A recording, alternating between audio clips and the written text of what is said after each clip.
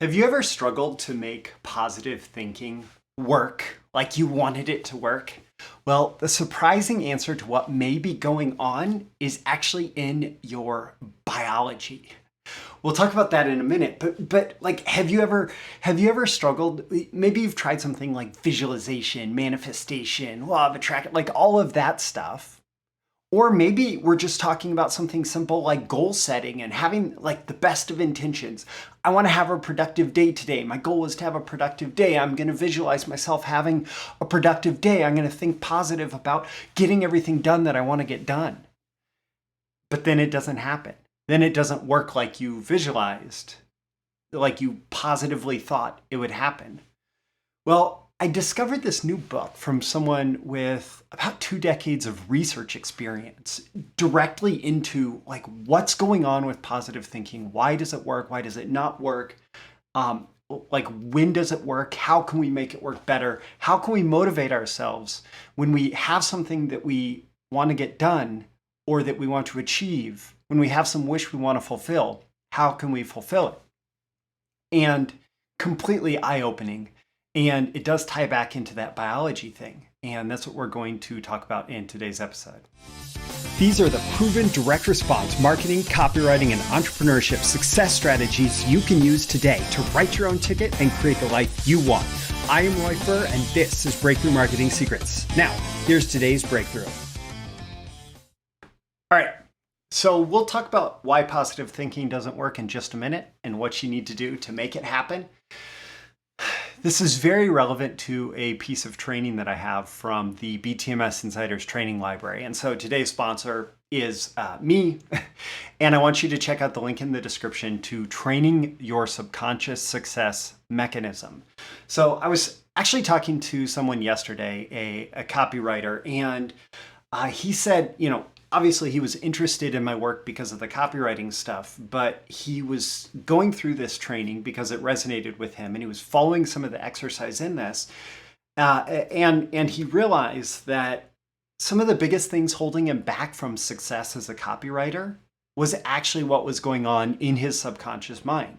And as he's worked through that, dealing with everything else has helped him make he's made big leaps forward in his copywriting career success because he's been focusing on this subconscious stuff. And anybody who has done this work on themselves is going to tell you that everything else falls into place in much better ways once you have done all this work on what's going on in your subconscious mind. So check the link in the description if you're interested. And now let's dive into this whole topic of why positive thinking doesn't work. So what you're going to hear from me now is based on this book, Rethinking Positive Thinking by Dr. Gabriele Oettingen. And I recommend you check out the link in the description. I'll include it there. It's a great book. It is a great book about positive thinking and about research into positive thinking and why it may not work like it's been promised in so much self-help literature. And again, it comes back to the biology. Okay, so here's something fascinating. She took people into a lab and got people thinking positive thoughts, visualizing positive things, like that whole law of attraction. You got to feel the positive feelings of the wish fulfilled, which I believe in. And she doesn't directly disagree with. But she got people in the lab feeling all of those positive feelings. And what happened when we think positive? What happens when we think positive is that our blood pressure decreases. Now, this is a signal that our parasympathetic nervous system is activating. And the parasympathetic nervous system is what relaxes our body. So, if you go back to like when humans lived in the wild and there was a threat, right? Our bodies would have to activate, right? And we would run and we would, escape the threat and all of that. And then we would relax, right? Well, that relaxation response is the parasympathetic nervous system activating. It is allowing us to rest, and it's called rest and digest. So if we if we caught the prey, then we need to digest the food that we've eaten or whatever. Like it's what allows our body to reduce the consumption of resources so that we can be ready next time we need to have those resources to go out and tackle whatever challenge in the world. So when we think positive, when we visualize this positive outcome, what's happening is our body is shutting down and specifically like going into rest mode, which is the opposite of taking action. So flip this around, when we visualize negative things, when we visualize obstacles, when we think about negative things, our blood pressure increases, which means our sympathetic nervous system. So there's parasympathetic, which is relax. There's sympathetic, which is activate. Our sympathetic nervous system is activating. And this is where our fight or flight response comes from. It's the sympathetic nervous system.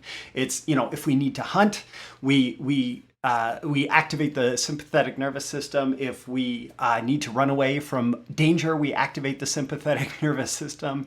If we need to, like, whatever it is, right? If we need energy, if we need to use our internal resources to accomplish some goal or to solve some problem, the sympathetic nervous system is what brings all those resources out, right? This is about taking action. And so if you only, what Gabriele Oettingen found in her research and shared in Rethinking Positive Thinking is if you only think positive, if you only imagine the positive scenario, your body basically, and there's the whole self-help literature about like your mind can't really tell the difference between a visualization and actual reality, which is true, right? So when you only think of this positive thing, your mind can't tell that you haven't already gotten haven't already completed the hunt, right? And so your mind shuts down because it believes you already, and your nervous system shuts down because it believes you've already completed the hunt. Versus if you think negative, it tells your body that, hey, we haven't completed this hunt yet. We need to go out and get what we are imagining. So what I'll say here is the recommendation is not to give up positive thinking. Don't give up positive thinking. It is important. So if you want to set and achieve goals, you're going to have to do some positive thinking. If you want to do things that entrepreneurs do, if you want to do things that marketers do, you have to positively think about the outcome that you want to create in the world. You want to be visualizing things. You want to be like imagining this positive future that you want to have be true. You want to make it up and make it real. Like all of this stuff is still very positive. Positive thinking is important in the context of making the world what you want it to be, having your world be what you want it to be, like achieving the things that you want to achieve. Positive thinking matters. And once you've imagined whatever you want to be true, whether that's today being a productive day or launching a new business, succeeding in a new business, whatever, negative thinking grounds you in reality and encourages action. Negative thinking is what takes this imagined reality that is this future that doesn't exist yet and brings it all into the present to this like, what can I do today? What do I need to do today? So when you are going through the negative thinking process, you're acknowledging that, hey, something needs to be fixed. Right? Something needs to be fixed. And if something needs to be fixed, you're going to be motivated to take action. And when you are experiencing this motivation, you're going to start looking for solutions to problems. And problem can be an unfulfilled desire, right? And the way that this is proven in research is observing our bodies, our biology, literally activating to address the negative that we are imagining. So it's also been said that, like modern stress, so much of modern stress is not the same as the stress that we felt when we were trying to survive out on the savannas of Africa, right? When we were trying to survive in the wild, our stress was, okay, there's a lion chasing us, right? Today, our stress may be perceived rejection from trying to approach a client, but our biology is going to activate in much the same way. So this negative imagining of this scenario allows us to allows our body to activate so that we can proactively address that stressor situation. And like what this really comes down to is having the right balance of positive and negative thinking. And so that's what this book, Rethinking Positive Thinking, talks about. And it's based on about 2 decades of scientific research into effective motivation. First, like recognizing, okay, positive thinking by itself doesn't seem to accomplish what we want it to accomplish. In fact, the research, contrary to what you'll hear in a lot of self-help literature, the research says that a positive thinking often leads to underperformance. And so there was that recognition. And there's also research that says that negative thinking, pessimists actually view the world in a more accurate way. But also it's very easy to kind of get shut down from pessimism. So the research that was done was trying to figure out how do you combine the positive qualities that come from positive thinking with the positive qualities that can come from negative feeling in the best way, in the right order. So it's not just about positive or negative, it's about the right combination of positive and negative thinking that allows you to tap into the powers of both without the detriments that can come from either one. And so really the foundation of this book, Rethinking Positive Thinking, is this WOOP process that Dr. Oettingen teaches in the book. And I'm going to go through it really quickly. Again, I would recommend you check the link in the description to the book. And man, I even wrote out the basic instructions on a 3x5 note card for myself so that I can do it in my journal. And I've done it in my journal a bunch of times for different goals in the last few days since I went through this book. So this WOOP process, WOOP stands for wish, outcome, obstacle, plan. Wish, outcome, obstacle, plan. And so the first thing you're going to do is you're going to identify a wish that you have. You're going to identify, okay, for example, I want to have a productive day today. And you just represent it in very basic language. It's great to write it down. They even have an app that you can look up. It's called Whoop My Life. So you write down your wish, right? Or you think of your wish.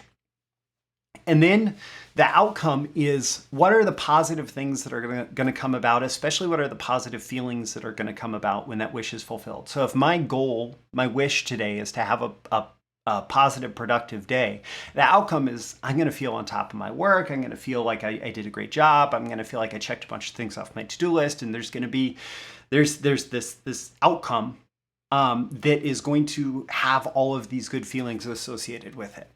And then you take a minute to, once you've defined the outcome that you're looking for, you take a minute to really imagine and visualize. This is the positive thinking.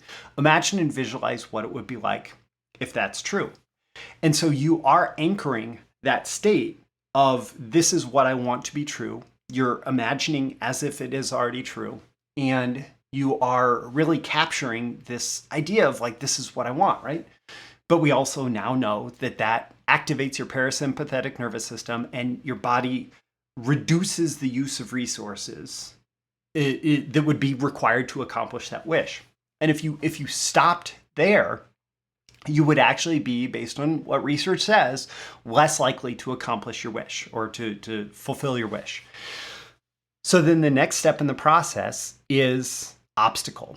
And this is really important, the way that it's presented, because this is not an external obstacle to your goal. This is not, I'm going to get interrupted and, people are going to do all these things to me that are going to make it impossible for me to have this productive day.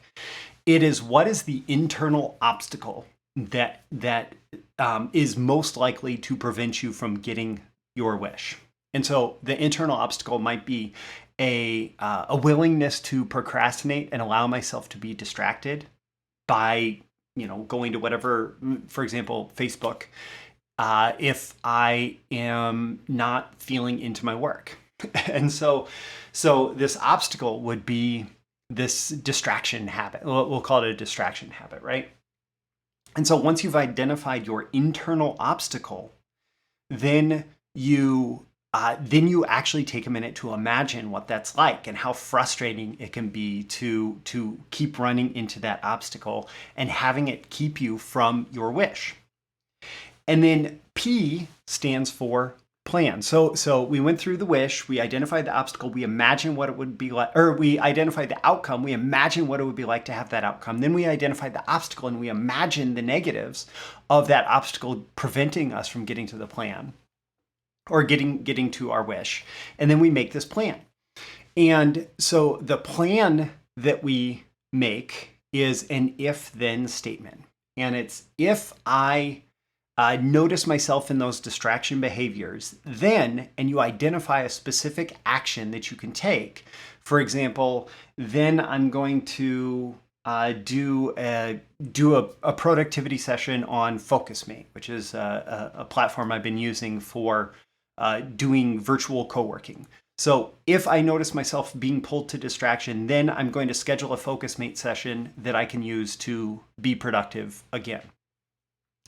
And so it's this if-then statement. And then you imagine, again, you're imagining if I'm going to be distracted, which is going to hold me back from the wish of having a productive day, then I'm going to log on to FocusMate and make sure that I do this session so that I can stay focused throughout the day, right?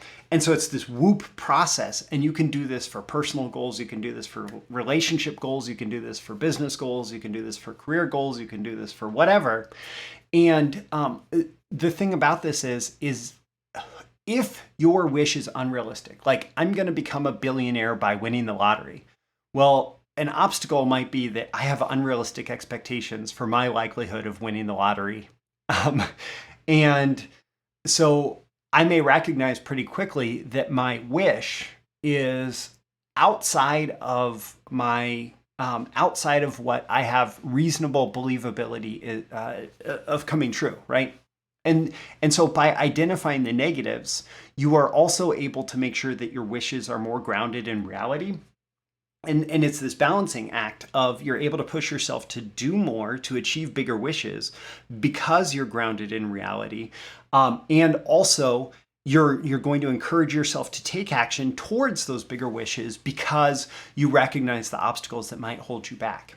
And so the research, as cited in this book, says that this process works much better than positive thinking alone. So if positive thinking is not working for you, if you're not just becoming rich because you imagined that you would win the lottery and money showed up, well, maybe a process like this that might encourage you to, for example, pursue an entrepreneurial endeavor that may have more realistic grounding could be your path to getting rich or whatever it is, right? So if positive thinking doesn't work, consider how the appropriate use of negative thinking might actually make your wishes more likely to come true. So I'm Roy Firth, this is Breakthrough Marketing Secrets. Don't forget, I dropped some links in the description. Training Your Subconscious, Success Mechanism, which is my training that includes all sorts of exercises that very much align with the WOOP process, and that the WOOP process can be used within my exercises.